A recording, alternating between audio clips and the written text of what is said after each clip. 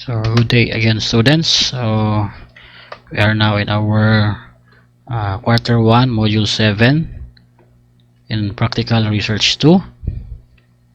Okay, so this is about stating research questions. Okay, so in our last module you're able to learn how to make the background of the study.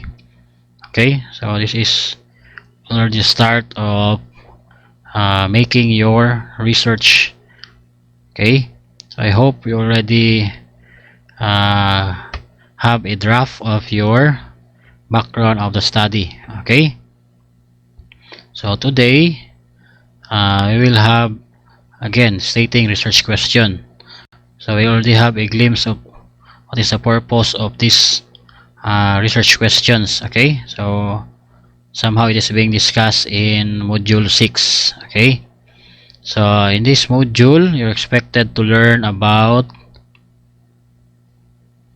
okay okay so state research questions. Okay, so what is this research questions? So what is the purpose of this? Why do we need to have this in our research? Okay, so we will discuss that later. But before that, so we will have this what I know. Okay, so let's again examine what is your stock knowledge. Okay, or do you read already in advance about this topic? Okay, so directions: read each item carefully and circle the letters of your answers of the correct answer. Okay, number 1, if research questions are not formulated or have no direction, the researcher will not know what to do with the data that will be gathered. A. True. B. False. C. Sometimes true. D. Sometimes false.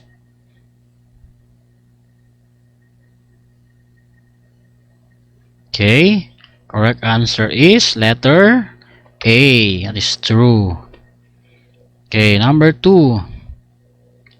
Research questions express clearly the specific direction or focus of the research problem or inquiry. A. True. B. False. C. Sometimes true. D. Sometimes false.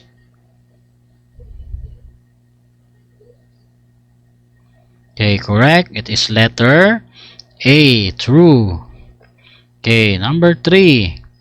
Research questions are a temporary answer to the research problem. A. True. B. False. C. Sometimes true. D. Sometimes false.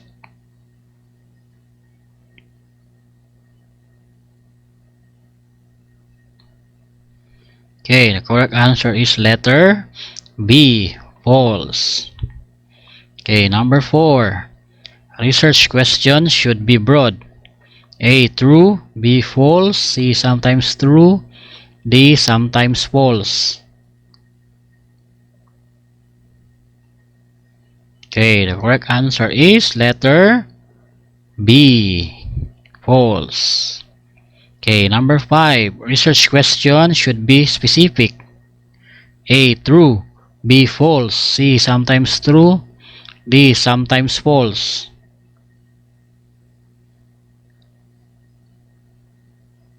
Okay, the correct answer is true. So, letter A. Okay, number 6. Research questions specify the scope and the method in collecting and analyzing data. A. True. B. False. C. Sometimes true. D. Sometimes false.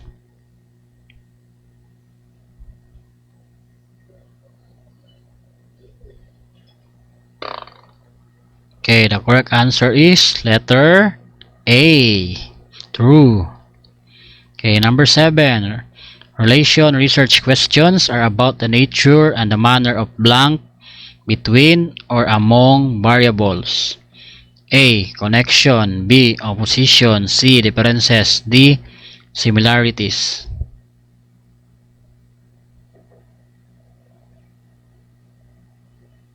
Okay, the correct answer is letter A. Connection. Okay, number 8. Causal research questions are blank behind the effects of the independent variables on the dependent variable is the focus of this type of research questions. A. Results.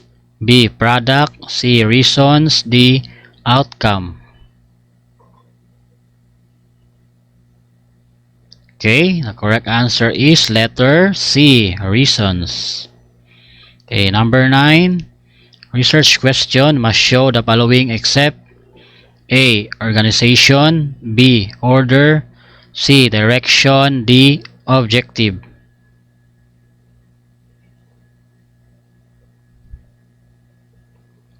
Okay, the correct answer is letter D. Objective. Okay, number 10. Descriptive research questions are asking about the listed items below about the subjects or participants except A. Kind. B. Answer. C. Qualifications. D. Categories. Okay, the correct answer is letter B. Answer. Okay, 11. Which of the following is a descriptive research question? A. What is the profile of the respondents in terms of age and gender? B. What are the causes of high academic performance of the students? C. What is the association of tardiness and academic performance of students? D. Is there a significant difference between academic performance of students and their study habits?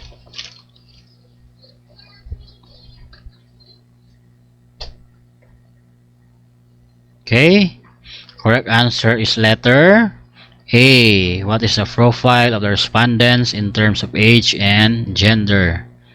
Okay, number 12. Which of the following is a relation research question? A. What is the profile of the respondents in terms of age and gender? B. What are the causes of high academic performance of the students? C. What is the association of tardiness and academic performance of students? D. What is the significant difference between academic performance of students and their study habits?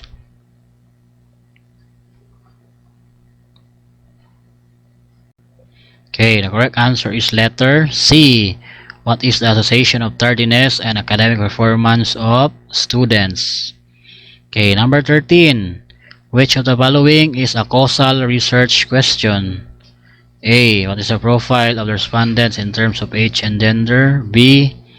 What are the causes of high academic performance of the students? C. What is the association of tardiness and academic performance of students? D. Is there a significant difference between academic performance of students and their study habits?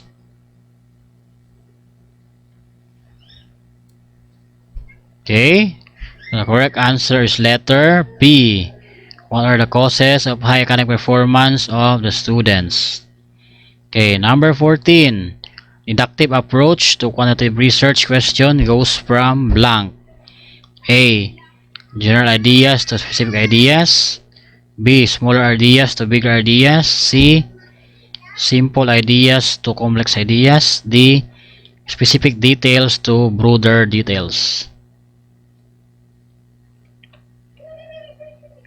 Okay, the correct answer is letter A. General ideas to specific ideas. Okay, 15. Inductive approach to quantitative research question goes from blank. A. Bigger ideas to smaller ideas. B. General ideas to specific ideas. C. Specific ideas to general ideas. D. Broad ideas to detailed ideas.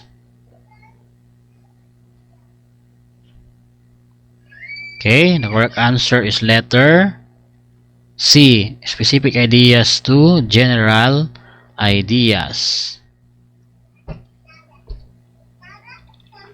Okay, so let's go to lesson 1, stating research questions. Okay, let's go to what's in. So let's have a review first. So directions, fill in the graphic organizer by writing 4 statements about the background of the study. So write your answers on a spreadsheet of paper. Okay, so you fill this graphic organizer here. So what is background of the study all about? Here's a review of our topic in module 6. Okay, then tell me why. Directions, inside the box below is a Chinese proverb about asking question. What is your understanding about this? Okay, see, so this is the Chinese proverb.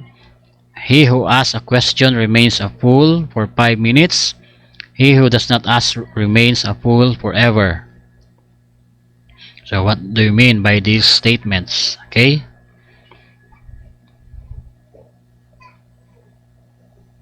so let's explain this. So research is an opportunity for us to ask questions about almost everything.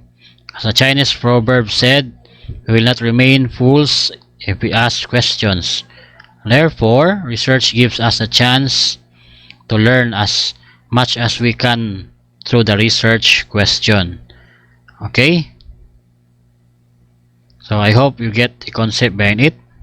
Okay, so it's important for us, especially in research, to ask questions because this will serve as a guide for us, especially in answering our inquiry. Okay, so we cannot proceed to research if we don't have these questions in mind. Okay, this is our direction. So this is the point why we conduct research. Okay, so we need to answer our research question. Okay, so later we'll give an example of a research question in quantitative research. Okay, what's new? Okay, table analysis, activity 1. So below are the different tables about research questions. Be able to write as many statements as you can about the research questions. So types of quantitative research questions and approaches in quantitative research questions using the entries in the tables. Okay, research questions. So specify the scope and the method in analyzing data. Then next is give focus to the research. Then third, guide the appropriateness of the decision the researcher made. Okay, so write another statements here about research questions. Okay, then other types of research questions. So we have descriptive, so kinds, qualifications, and categories of the subject or participants, relation, nature, and manner of connections between or among variables, causal, reasons behind the effects of the independent variable on the dependent variable. Okay, so I hope you is clear what are the types of quantitative research questions. So we have here 3. Again, descriptive talks about the kinds, qualifications, and categories, while relation is the connection among variables, where causal is the reason or the effects of the independent variable to the dependent variable. Okay, then let's have these approaches in quantitative research question. We have deductive, from bigger ideas to smaller ideas. Inductive, from smaller ideas to bigger ideas. So again, you supply these statements, okay, in the instructions. So you just follow this. So you add more statements, what is research questions all about, and the types of quantitative research question and the approaches. So submit your answers to a separate sheet of paper, or you can email me through my DepEd Gmail account. Okay, what is it? The specific or sub questions called research questions to specify the scope and the method in collecting, analyzing data, give you the right direction in your research. Okay, so in your background of the study, so in the last part or the last paragraph, so there you already stated your problem statement. Okay, so what is the general question for your research? Okay, so when we talk about research question, this is more of specific questions.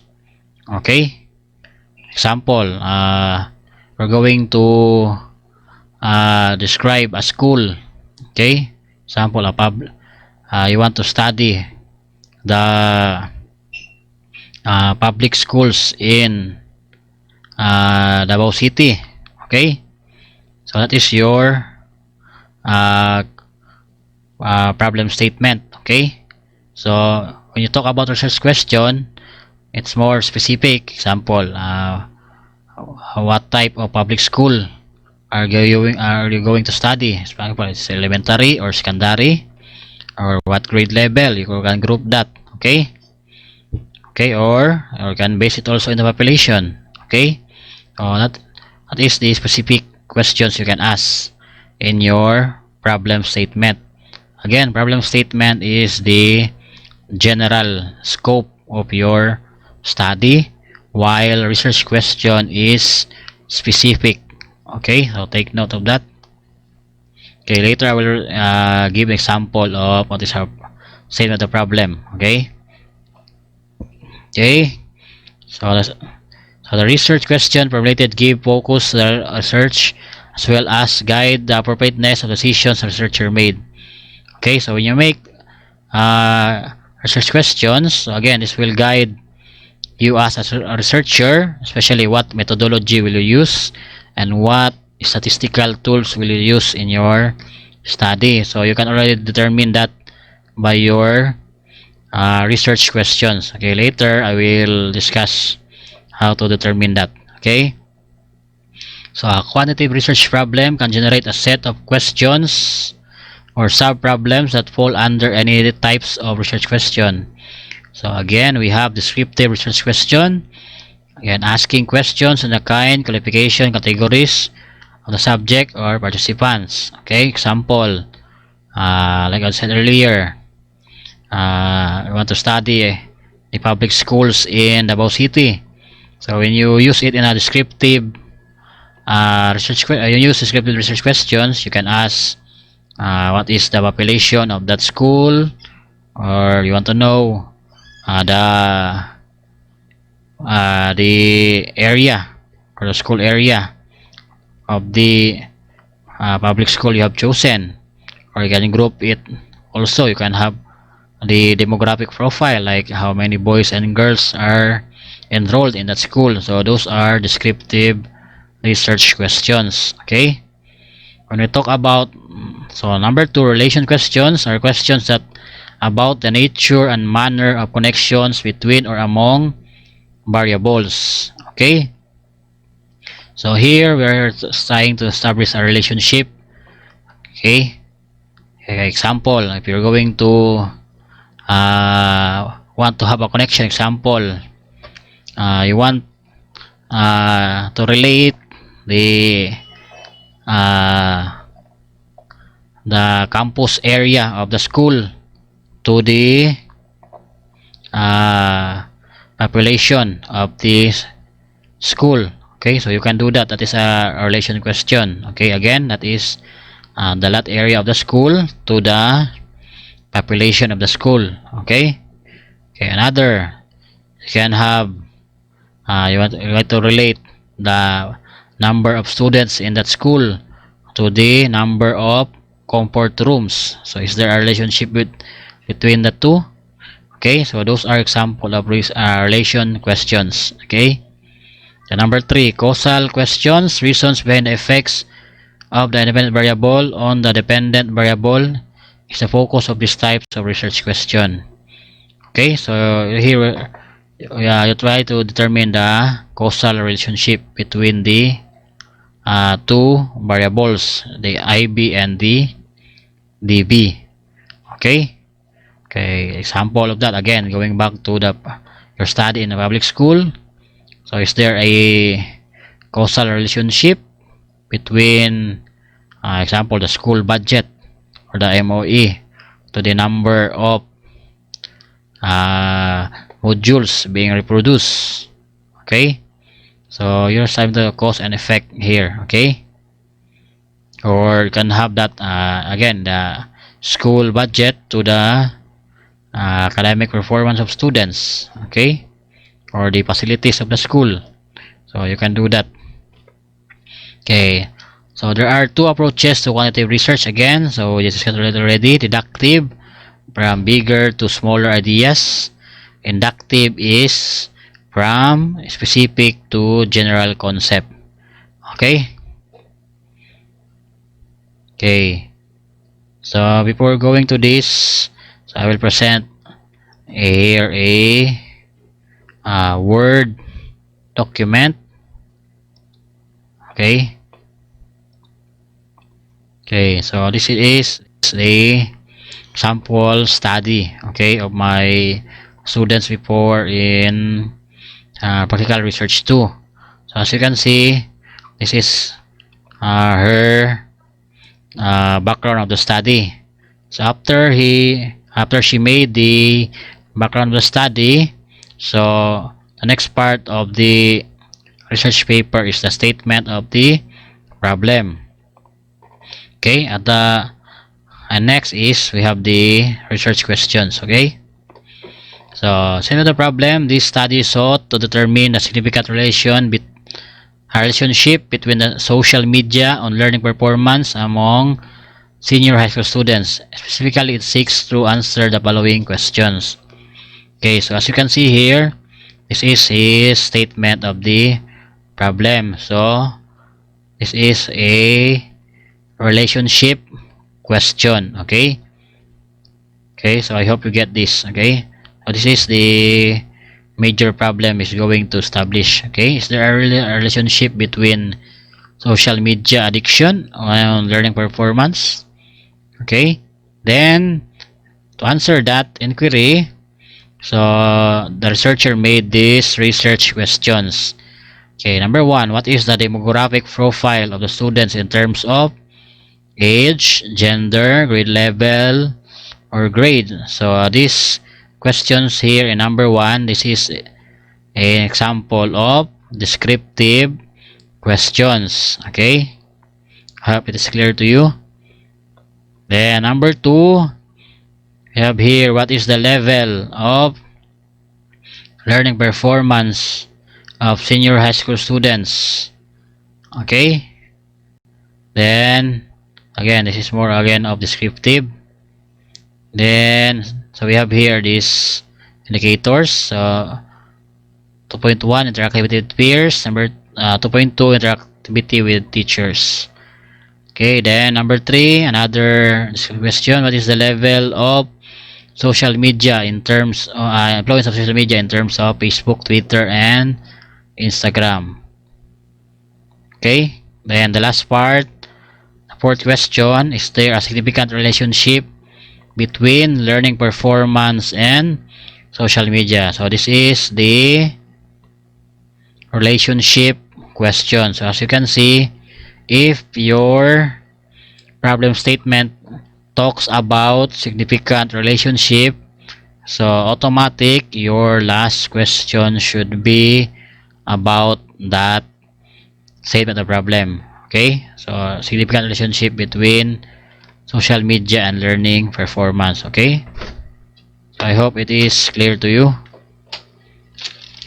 So the causal question, so again that is different. Okay, that is the opposite of significant relationship. Okay, you might discuss their significant difference, etc.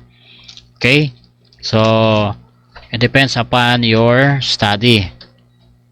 So if your study is already about significant relationship, so you just focus on that. Okay, do not mix it again. Do not mix it with significant difference, because you are still a beginners of research. Okay, so you just focus on these questions. So commonly, so this is the pattern of quantitative research questions. Okay, it's more on what is, how's the level, Okay, what is there significant difference, significant relationship, etc. Okay, so remember this type of question. So how do we frame? So this is already the pattern. So I hope you have the idea already. Okay, so you took a screenshot of this. Okay, so that will be guided later on how to frame research questions. Okay, then as you can see in my next slide, we have review of literature. So that is the next. Okay, but I will not discuss this because we have a separate topic on this matter. Okay, so I hope you're already familiar with the format of our research. Okay, so we will go back to our module.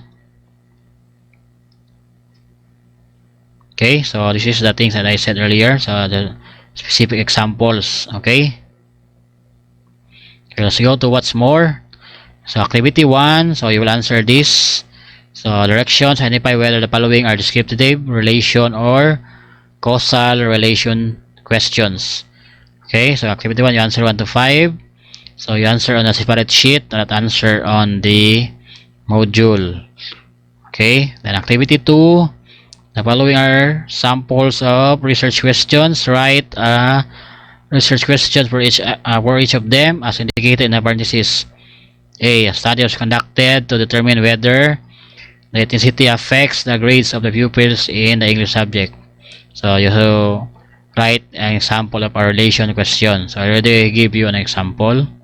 And number 2, the same. So you write a relation question. Okay. And number 3, this is more descriptive. Okay, you already have an example I have presented in the Word document. Okay. And number 4, okay, causal. So you only know this. And number 5, relationship question. Okay. Then what I have learned, answer the questions by writing a 5-sentence paragraph.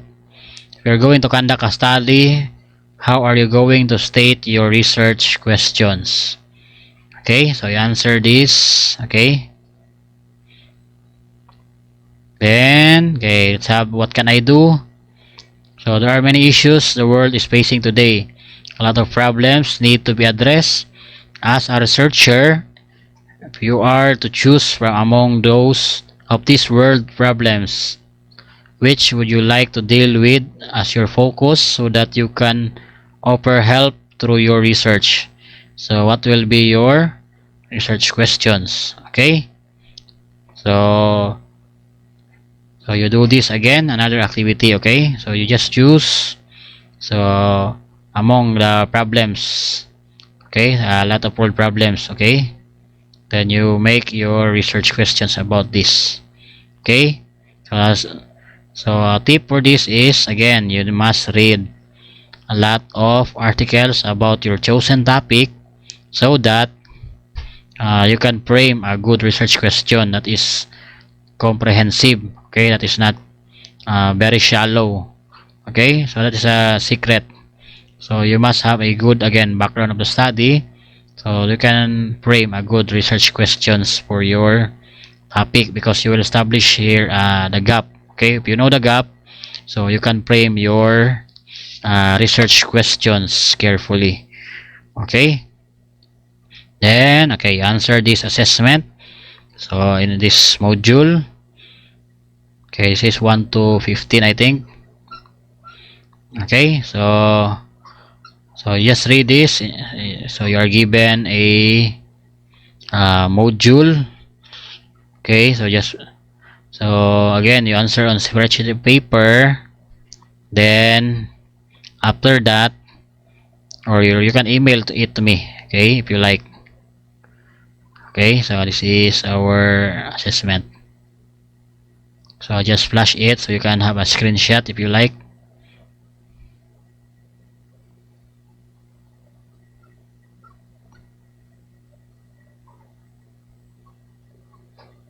Okay, then okay, let's have these additional activities. So study the research title and imagine that it will be doing the research. So what will be the scope and the limitation of this research as you see it? So research title, the effectiveness of the new ID system in the school. Okay, so this is for our next lesson. Okay, about writing the scope and delimitation. Okay,